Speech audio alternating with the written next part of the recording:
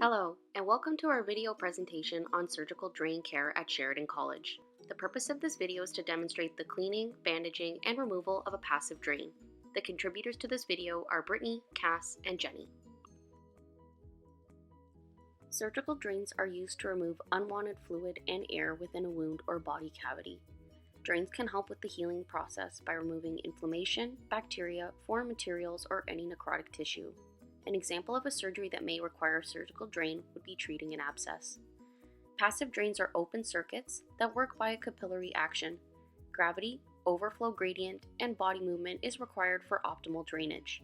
Pressure will push the drainage out to its exit point, which is typically ventrally. In veterinary medicine, the most common passive drain used is called a Penrose, as they are readily available, easy to place, and inexpensive.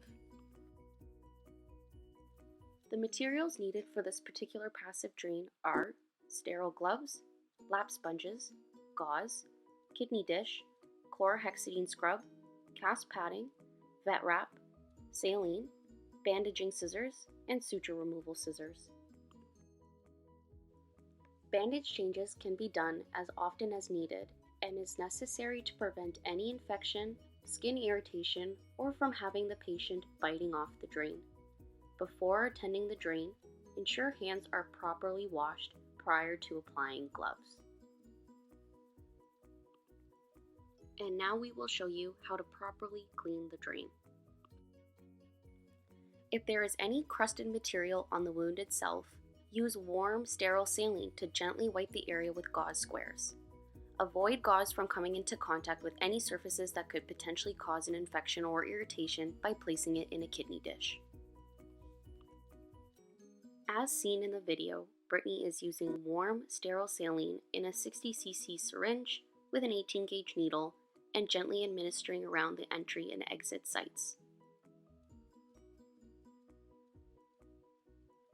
She is then using the gauze squares to gently wipe away any crusted material from the sites.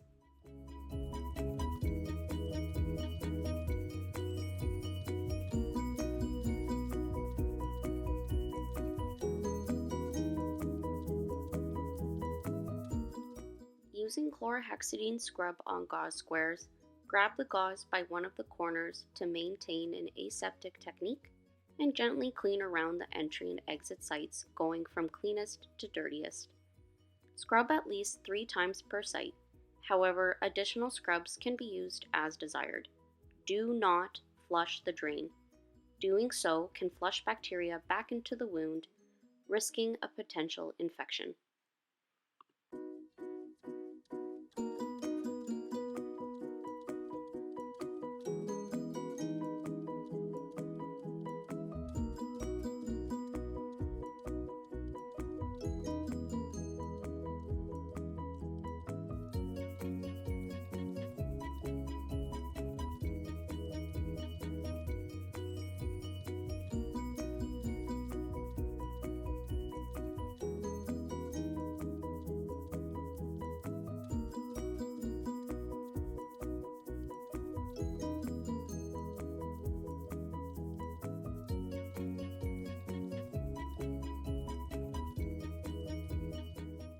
Then, holding the Penrose up, gently scrub from bottom to top at each site.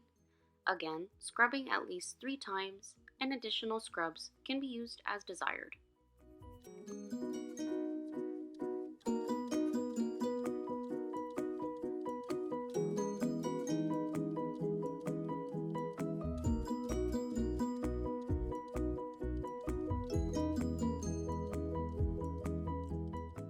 We will now be demonstrating how to properly bandage the drain.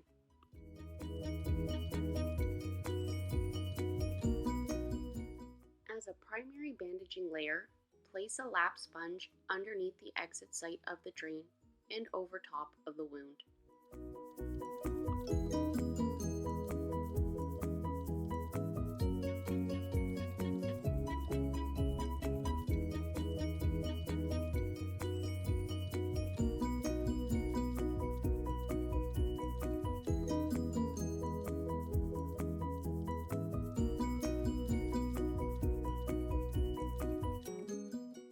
Use cast padding as a secondary layer to secure the primary layer, making sure the entire area is covered. This will provide pressure to the dead space. Do not apply too tight. Doing so won't allow the wound to breathe. To ensure that it's not too tight, make sure you are able to place 2 fingers under the padding.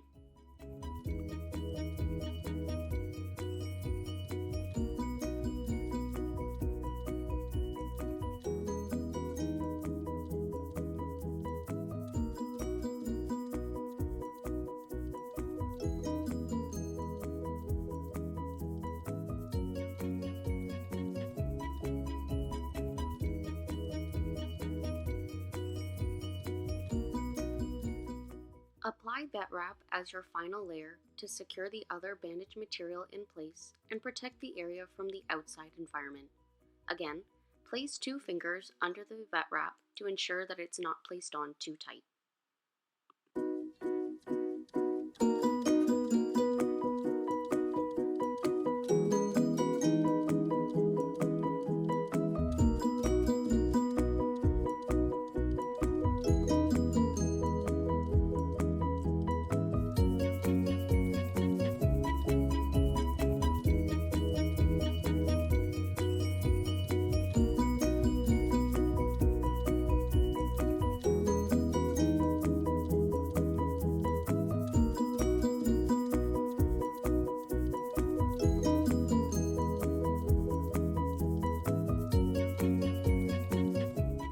We will now be going over the management and removal of the drain.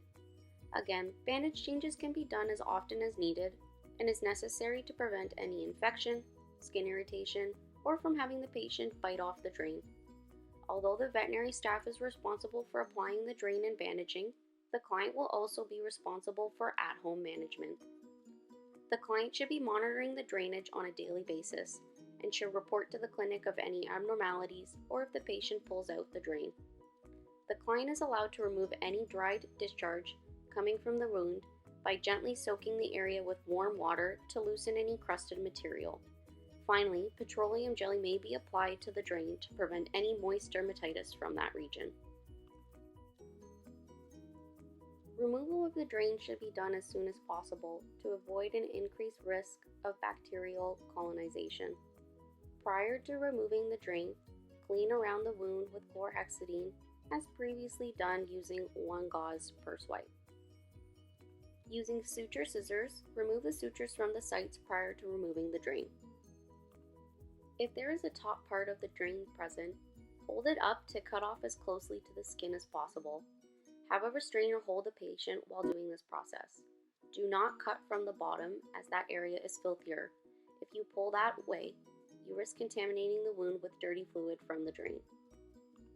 With your restrainer still holding the patient, in one swift motion, quickly pull the drain out from the bottom to successfully remove the drain. This is how we perform passive drain care at Sheridan College. Thank you Brittney, Cass, and Jenny for the video presentation, and thank you for watching.